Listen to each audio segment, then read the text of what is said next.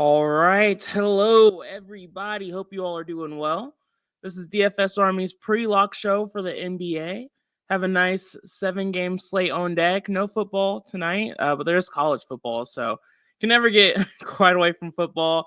And I don't usually have shows on Thursday. I usually have to go into the office on Tuesdays and Thursdays, but not this week. So here we are, get to watch some basketball and make this slate happen. It's an interesting one. We have news, and it's also annoying because I know we're going to get news while we're going through the show. So we'll talk through at a high level what I want to do there as we get it. But let's get to it. What's up, Cujo, Harlock? Good to see you. James, good to see you as well.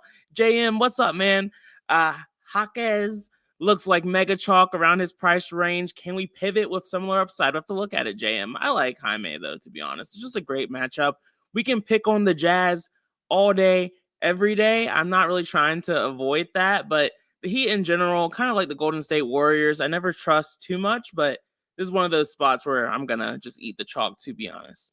All right, so let's go ahead and dig into this. For those of you who are new, I will go game by game, really team by team, and talk through guys I'm looking at, guys that are showing up naturally. And then towards the end of the show, I'll answer your questions. If you happen to type something relevant to the team as we're talking about it, I'll mention it. But if not, I'll save it for later. So, all right, let's get into it. First up, we have the Raptors going up against the Cavs. Second highest total on the slate. Gigantic spread, though, for good reason. Raptors are horseshit. Cavs are good. But the Cavs are missing some people, so maybe it shouldn't be quite that wide. We'll see.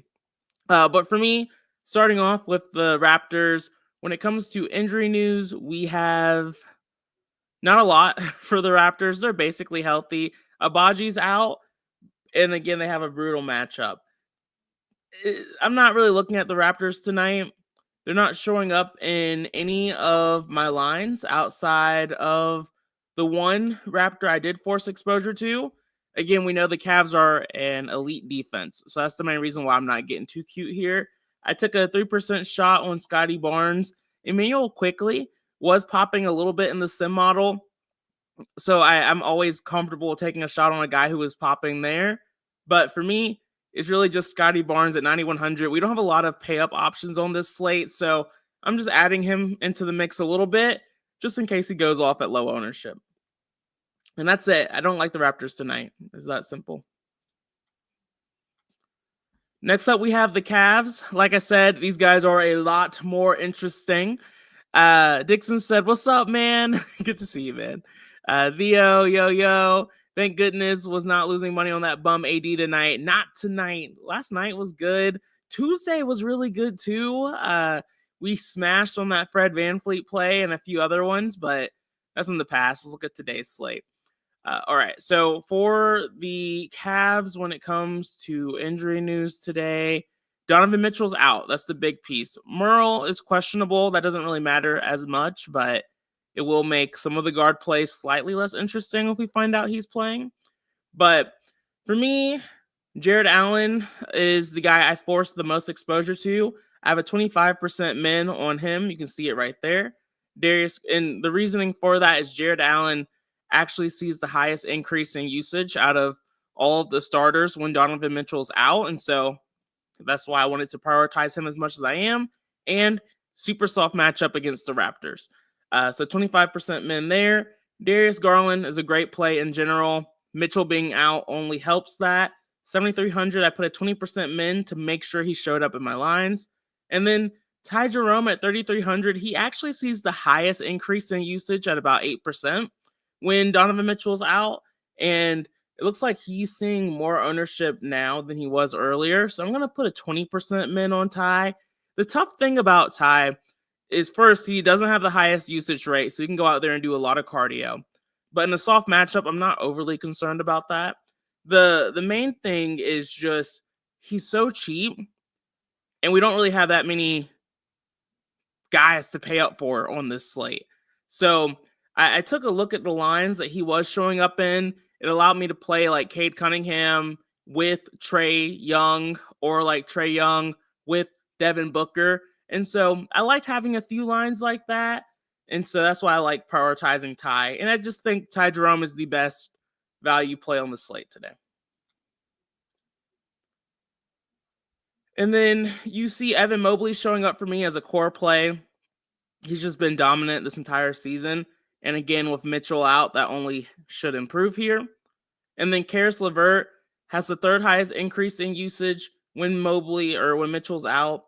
And again, soft matchup. That's honestly all it really matters is the soft matchup here. And so Karis LeVert, I did put a 60% exposure maximum on just because he's another guy that can go out there and do a lot of cardio. So I didn't want him showing up in 100% of my lines. But for now, I'm comfortable having around 60% LeVert. And then I put those 20% mins on the guys I needed to. Okay. Let's see here. Any other Cavs showing up?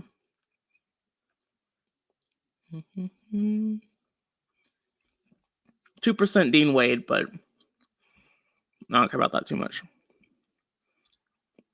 Diego Thomas, what's up, y'all? Yeah. Yeah, we haven't gotten there yet, but I don't know if I've ever seen a total that low. Yeah. Jason, I hope he does break the slate. I'm right there with you. Thomas, I'm not looking at Strus too much. He still isn't seeing more than 30 minutes.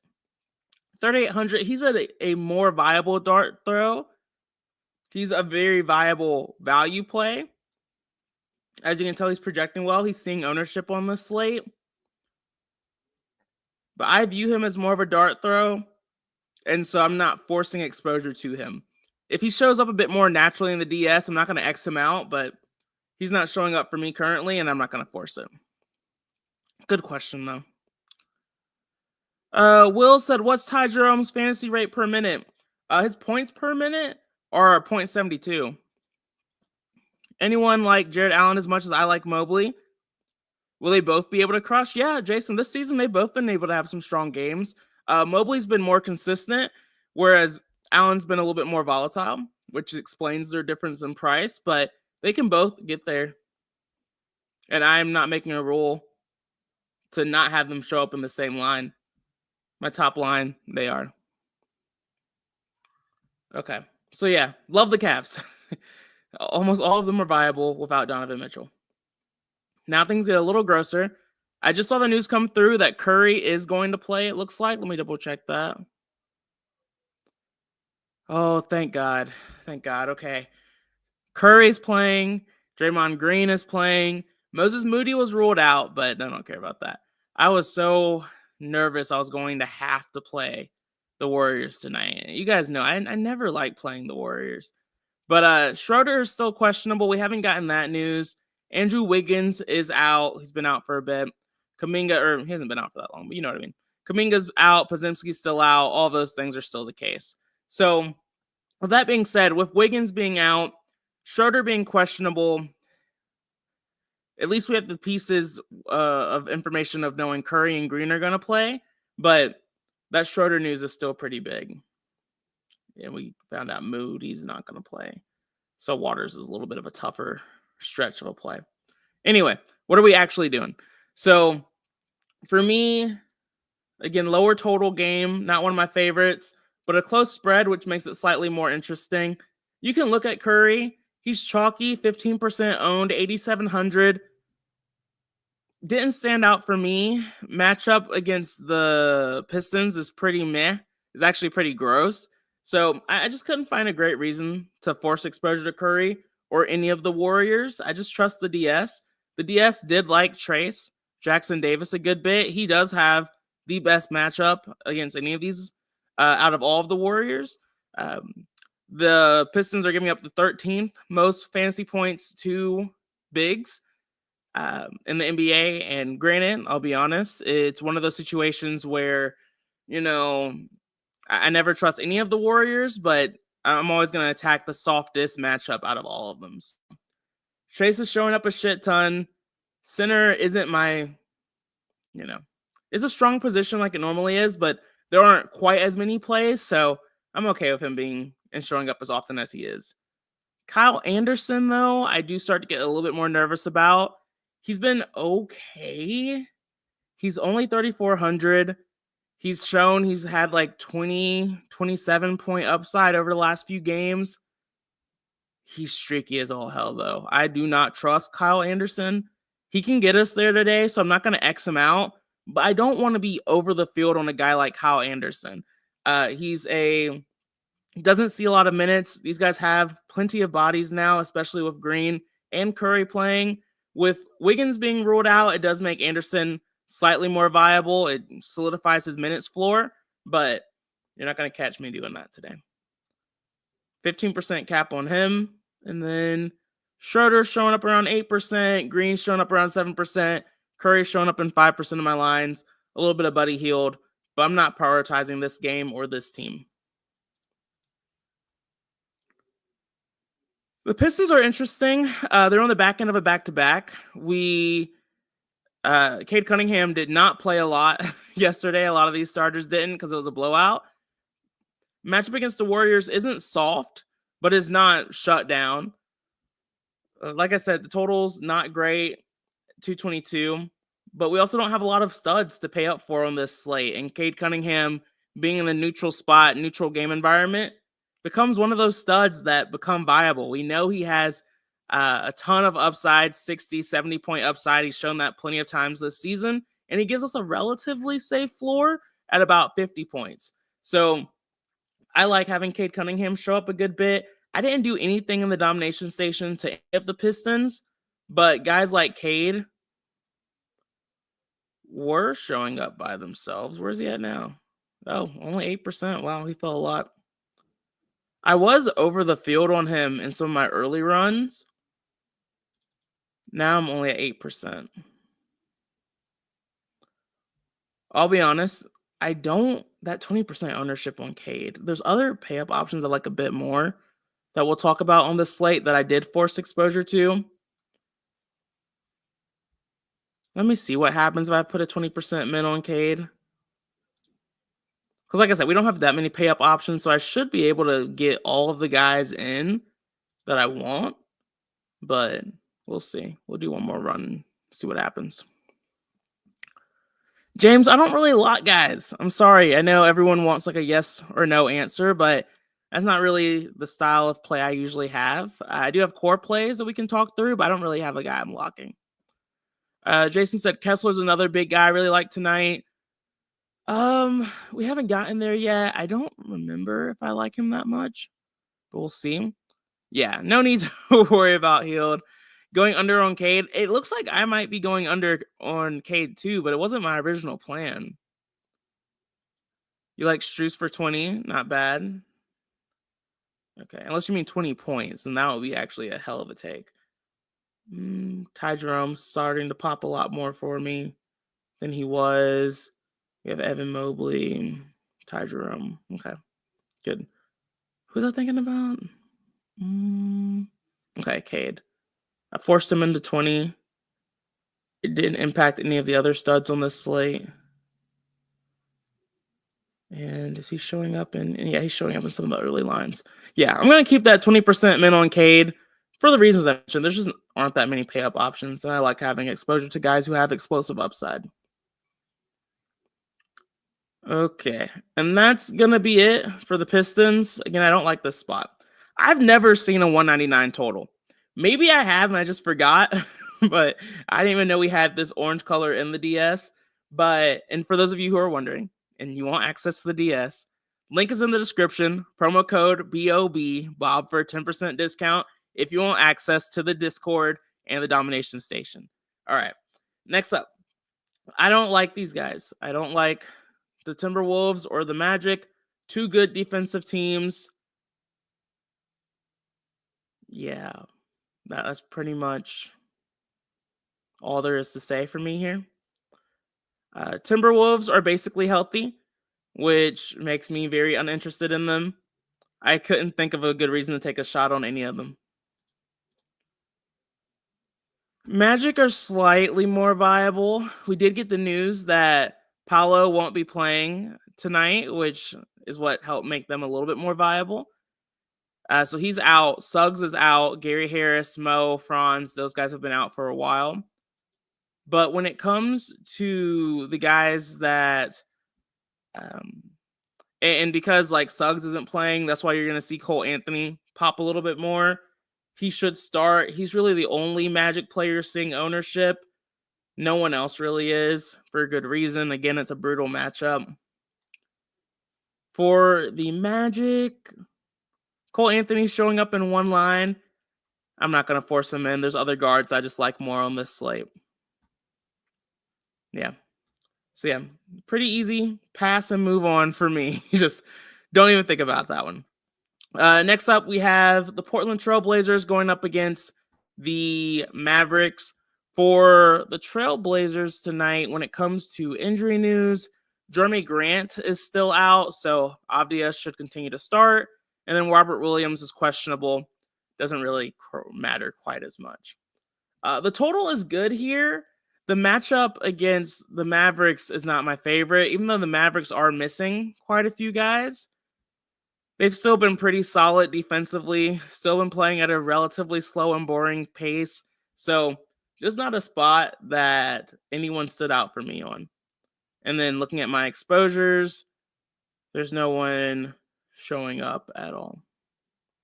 Or besides a little bit of Ayton, which is fine. We have guys that we actually like as we move a little bit further through this game. But it gets gross there a little bit there in the middle. Next up, we have the Mavericks side of things when it comes to injury news. All of their main pieces are gone. Kyrie Irving is out. Luka Doncic is out. Exum is out. Daniel Gafford is questionable. This is another piece of news we have to watch out for. I know Derek Lively burned a lot of us the other night, but with his foul trouble, he didn't see a lot of minutes. But this is another good spot for him. And if Gafford gets ruled out, Derek Lively becomes core play viable for me. I don't know exactly how the rest of the slate is going to play out, but he's someone I would want a lot of exposure to. But that's a wait and see situation. Hopefully we'll get that news here soon. And then I still like Spencer Dinwiddie's upside. Again, this is just a really soft matchup, and you could have made a case for Dinwiddie or Grimes. Grimes was already getting some exposure, so he didn't stand out for me as much. And then PJ Washington is just a solid play, good matchup against Portland. And so he's showing up in about 5% of my lines. I didn't do anything to force that. He's just showing up there. Najee Marshall showing up in 23% of my lines.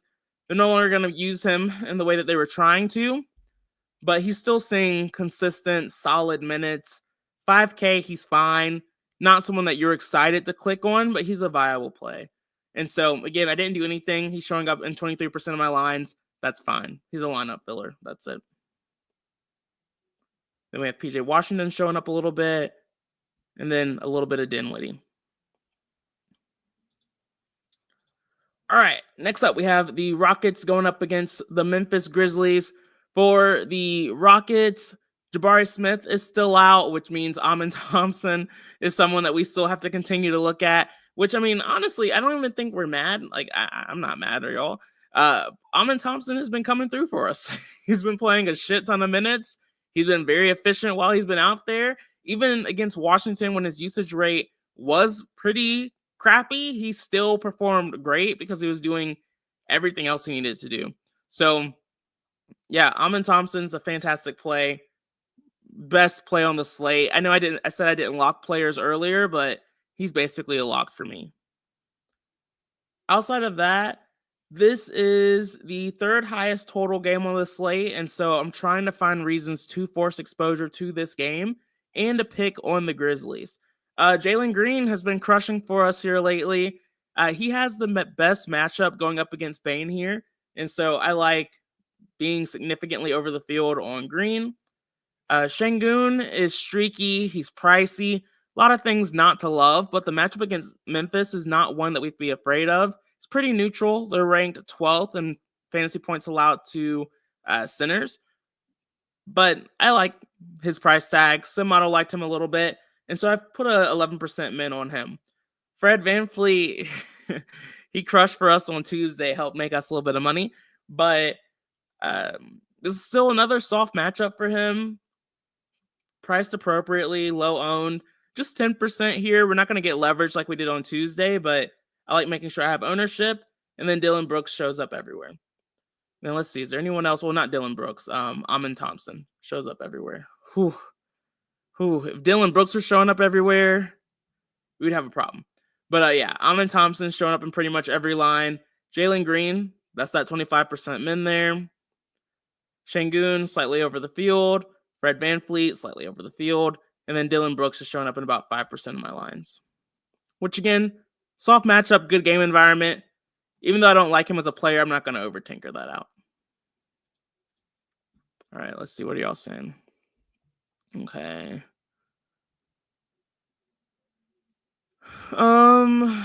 Okay. JM said, what is your exposure on core plays? They're typically all over 60%.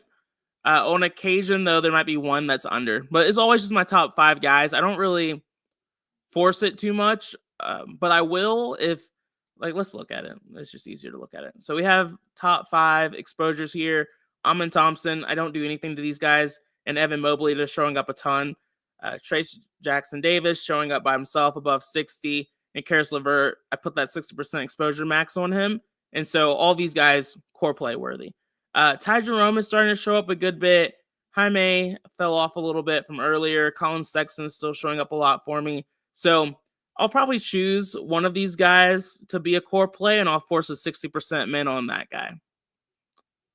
As long as I like that. You don't have to force a 60% min is what I'm saying at the end of the day. I'll only do it if I feel comfortable forcing that. Grayson said, Bob, how much do you play of one player? Just varies. I have 99% Amin Thompson and 1% Cole Anthony. Just depends. Mixture of the DS and what I like. Jalen Green and Amin Thompson, a nice double stack. I could see it. You love Simons. I thought about Anthony for a little bit. I love that guy. He's just another one of those guys who helped me out a lot through the years. But ultimately, I didn't land on him just because the point guard position is so strong. I even liked Quickly a little bit more than him. But yeah, ultimately, I just like Jalen Green, Spencer Dinwiddie, and, Garland, just so many other guards more. But he's viable for sure. He's not awful. Love Ayton Thomas. I like Ayton. But again, there's other centers I like a bit more in the slate. Okay, so we got the Gafford news. Sorry, Harlock. I'm always everywhere for news. So, okay, Gafford's in. Lively's not even an option. Not even worth thinking about. Schroeder's in. Nice. Don't have to worry about the Warriors anymore either. PJ Washington is allergic to fantasy points. Yeah, he struggles a good bit. Thankfully, I'll be under the field, but still have a little bit. Josh, no worries, man. Appreciate you tuning in. Appreciate all of you guys being here, especially with college playoffs going on today. If y'all could hit the like button, make sure the big man knows you guys are still watching. Always appreciate that. Yes, Darius, I did say that. Do you play your cores and single entries? I do, yeah. OG, what's up, man? Who's your favorite 2 on the slate, either site? For me, it's Amin Thompson and Evan Mobley. Let's see here. All right, where were we? Grizzlies? All right. Let me double check. I don't think we've gotten the Grizzlies news. This is another situation that is going to impact a lot. Okay, yeah, I see yeah. We still don't have the news for this team, which is a bummer because, like I said, it will impact quite a few things that we do. Ja Morant is questionable. If he doesn't play, Pippen should start. Ja's been out for a while.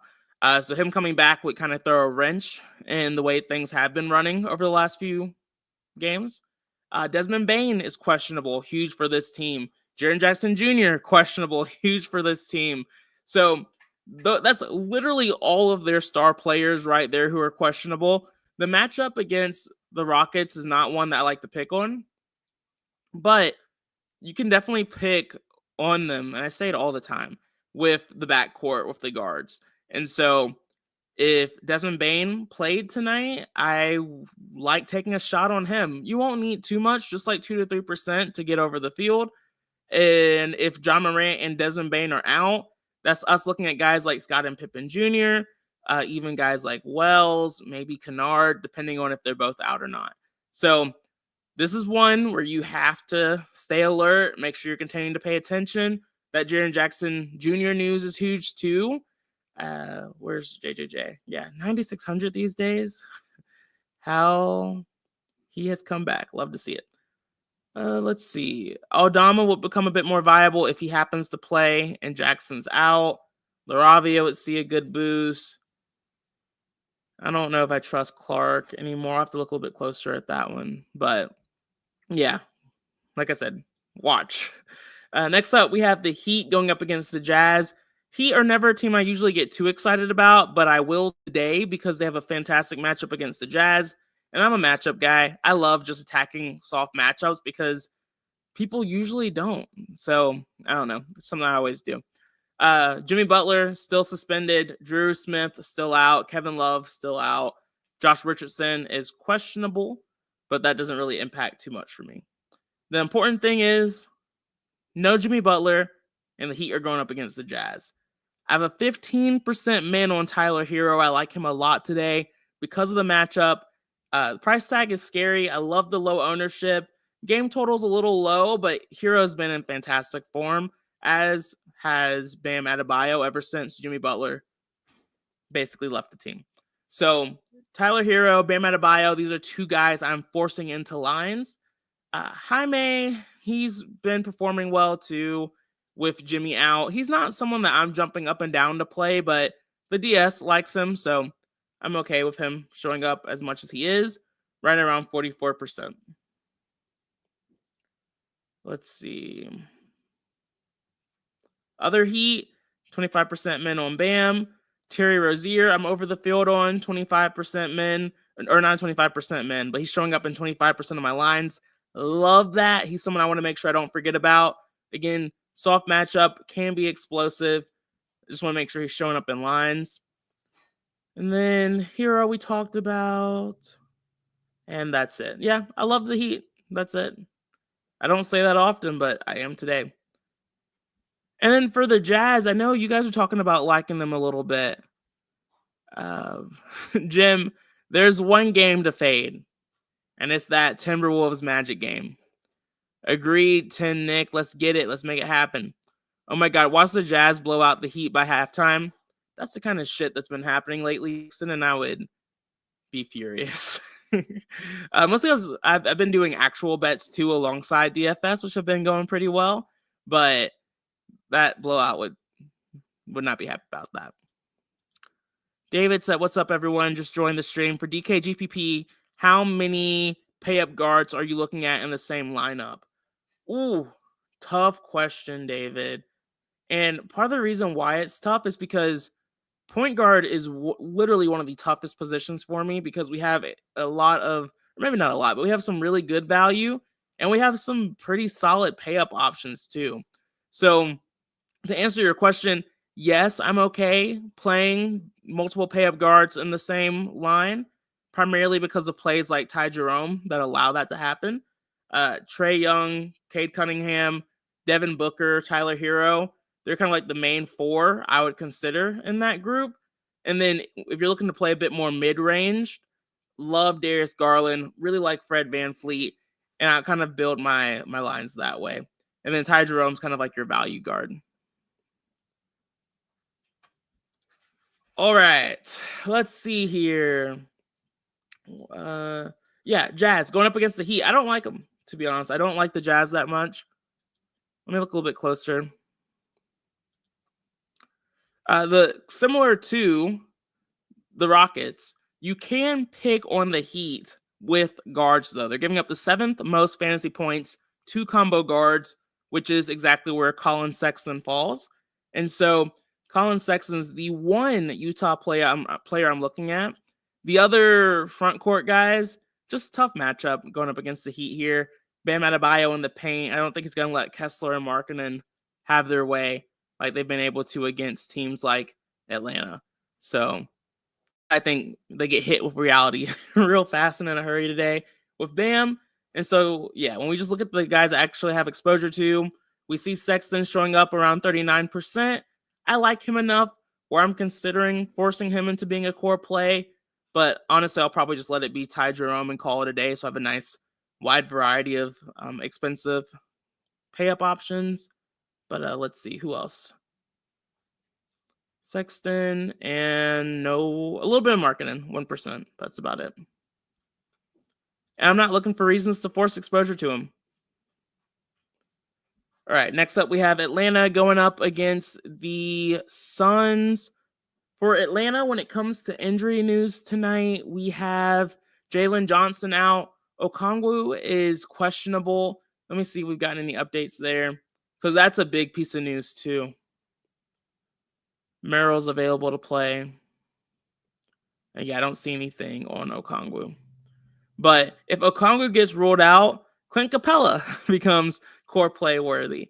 And so Capella is someone that I'm definitely thinking about in that scenario where Okongwu doesn't play. And then Okongwu himself at 4,500 in a matchup against a Phoenix team that's pretty much been neutral across the board at defense at every position. I like Okongwu tonight if he plays. So again, another spot we just really have to watch the news on. And then Curry is Young is one of my favorite pay-up options on the slate. Just like the game environment, highest total on the slate, and so I'm always going to like that environment the most.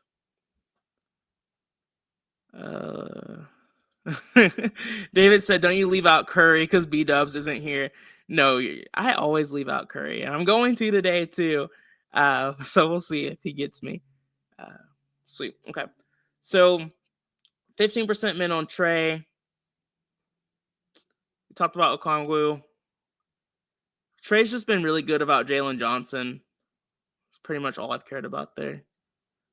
For Atlanta, Okongwu is showing up in 32% of my lines, currently significantly over the field if he plays, and I'm totally comfortable with that, given the matchup and his price. Trae Young, we talked about, 15% min on him now. A little bit of Bogdanovic, who I'm always okay with Jalen Johnson being out, but he's questionable, so we'll see what happens there. And that's it. I'm not really looking at any of the other pieces, just because it's not a soft enough matchup where I'm trying to get cute there. For the Suns, the ownership on Devin Booker and Kevin Durant were just too crazy. I couldn't force exposure to both of them, really just out of principle. It's not bad if you do.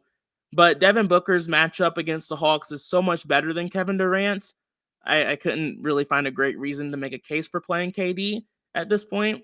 Again, this is the highest total game, so I don't really have a problem with anyone forcing exposure to both, because you just want to have as much exposure to it as you want or as you can.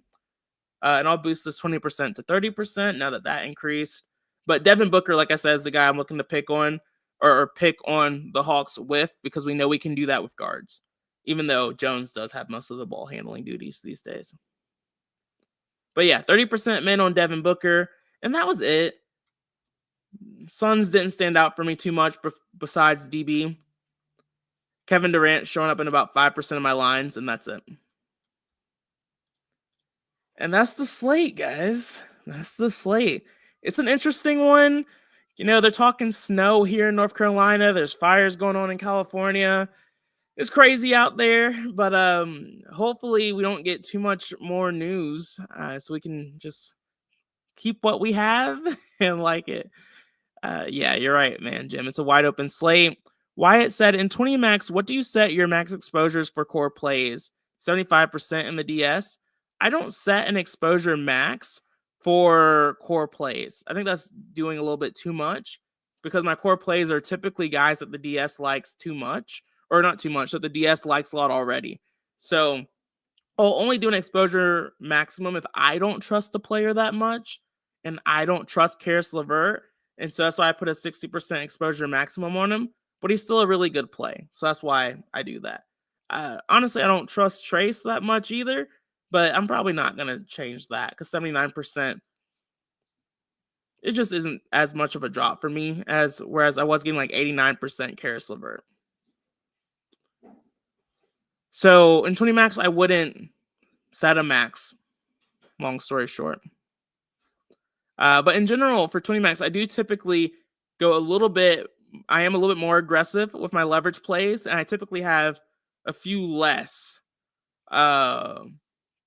leverage plays when I 20 max, because I'm just a little bit more tight with my player pool. I'm right here in the middle, Ramsey. Good old Greensboro, North Carolina. Thomas said fires are crazy here. Man, yeah, I hope you're okay. The film and tape and stuff and videos look like nightmare fuel. Favorite plays on FanDuel, each position. We have a little bit of time. I'll take a look. I won't do it on screen, though, just because it's a lot to manage. All right. Let's see. FanDuel. Oh, price. I don't know why I'm surprised pricing is different, but sometimes it catches me by surprise, some of the differences there are. I like Miami even more over there on FanDuel. They're just so cheap. Both Jaime and Terry are only 5K, and that's just ridiculous. But yeah, I just like the Miami guys even more, but Evan Mobley is still a plug and play. Definitely probably better at power forward if you can afford him there. But yeah, those are the guys I would look at on FanDuel. Oh, each position. I missed that. Let me take a little bit of a closer look. Point guard. We'll say Terry Rozier on FanDuel just because of how cheap he is. Favorite in general would probably be a toss-up between Garland and Hero. Shooting guard, I talked about Jaime. I like him a lot here. If you don't like him, I like Amin Thompson or Devin Booker. Small forward is gross. Pay down Jaime, pay up Booker. Evan Mobley at power forward for me. Really gross position in general outside of that. And then since I already said Mobley, I'll say Bam for center. That was fun. But yeah, for sure, be safe out there, Thomas. Hickory, I was born in Hickory, Ramsey. So yeah, I know that space pretty well. David said if you had to pick one between Thompson or Green from Houston, DK, GPP. Oh, so honestly, I'll have a lot of lines with both. But if you are only picking one and it's a GPP, then I would go Jalen Green. Primarily just because the ownership difference. JM said, so can I have 60 exposure for Miami on FanDuel since they are so cheap? 60% exposure to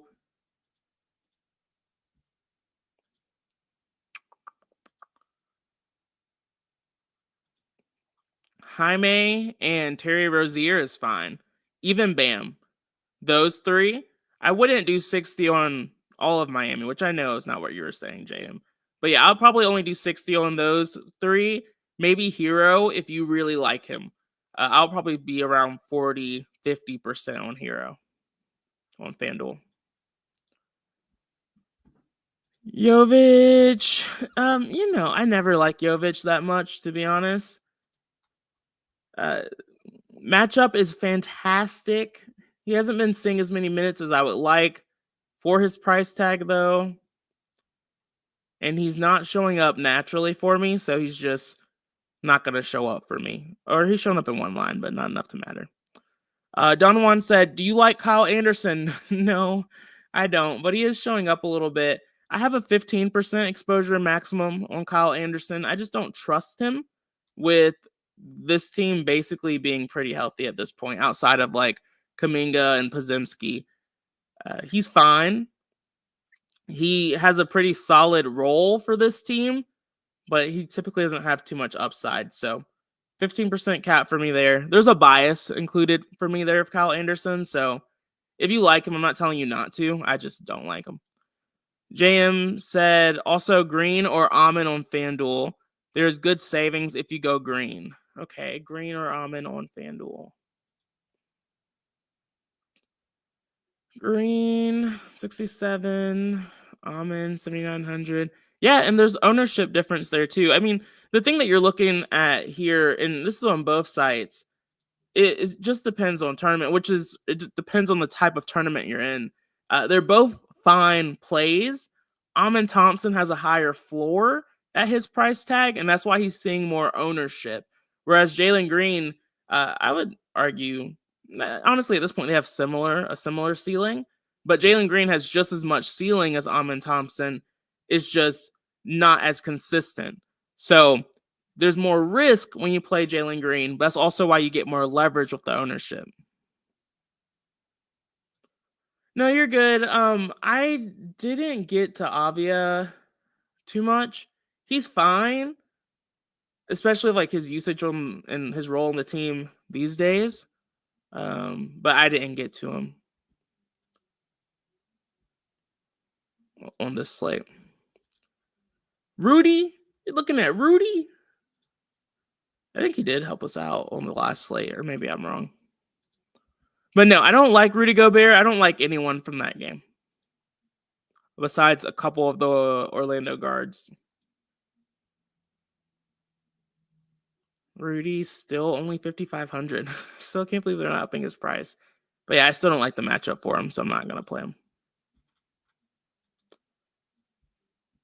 Thoughts on Beasley?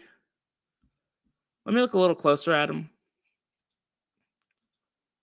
Off the top, I don't have any. Detroit. Malik Beasley, there he is, 5,600. Not a bad play. He just didn't stand out for me on this slate because of all of the good guard value. Let me double check though. Yeah, he didn't show up for me at all. See if we can find a little bit more of a reason around why.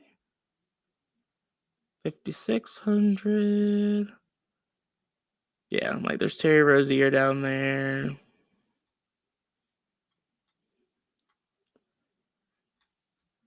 Yeah.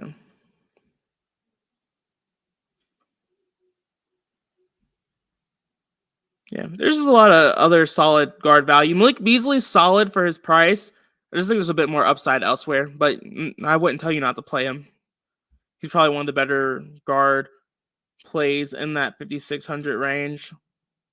Grimes has some upside, but I still like Beasley more than Cole or Sharp or Wells or Tyus or Schroeder or DiVincenzo. So, yeah, he's viable for sure. JM said, what games are you fading besides the Miami game? I'm not fading the Miami game. I'm only fading the Timberwolves Magic game. I'm not full fading any of the other games. The games that I'm attacking the most are this Raptors Cleveland game, which could burn me off a blowout, but it is what it is. And this Atlanta Hawks Suns game. And then I do really like the Rockets Memphis game too, and Miami attacking the Jazz. Yeah, I'm just for me, it's matchup and ownership driven. That's all I really focus on when it comes to NBA DFS, and it's treated me well. But it's also a sport where we play it every single day for the most part, and so I don't really get too high or low on any slate. I just kind of follow my process of this player stands out, this one didn't. I'm playing this guy, I'm not playing this guy, and go from there. Yeah, Dinwiddie at 6,500 is extremely gross. That's why he's not seeing ownership, because he's priced appropriately at this point. I just have a little sprinkle on him. I don't think he's a good play. You shouldn't really play him because of his price, but I have a 2% min on him just because I do still like his upside. I'm going to pay a little bit of extra close attention to this game to kind of see if Dinwiddie or Grimes can take on a little bit more ownership for this team.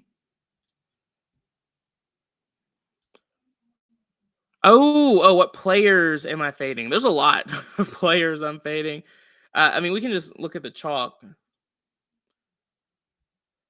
I like these guys. I don't like KD. I'm not playing Kevin Durant. I didn't get to Cole Anthony today. Schroeder's someone I don't love. Strus is fine. He's just a dart throw play for me, and I didn't understand his ownership, but the price is solid, so all that's cool. But I ended up fading that. Lauri Markkanen, I'm going to be under the field on. Najee, I'm around field weight. Draymond, I'm under the field. PJ Washington, I'm under the field. So yeah, that's just an idea. I'm under the field on quite a few guys today. Make or break, but we'll be fine. All right, y'all. So that's the slate in a nutshell. Nice, sweet 7-gamer. Like I said, there's still quite a bit of news we're waiting on. Hopefully we get that before lock, but y'all know NBA DFS. We don't always get what we deserve or need. Robert Williams is out. We did just get that news, but I wish you all nothing but luck, and hopefully we can celebrate in the Discord later. James said, I noticed that for some players, DK are priced the same on FanDuel. Example, Beasley. Do they become more viable on FanDuel? Not necessarily. The pricing difference is really also sometimes just depending on position as well. Just because with center only having one spot for centers on FanDuel, it kind of plays around with the whole pricing scheme over there. So it just varies, but the differences are worth looking into and just noticing the difference, but I don't hyper focus on it. So, all right, I'll see y'all later. Peace out.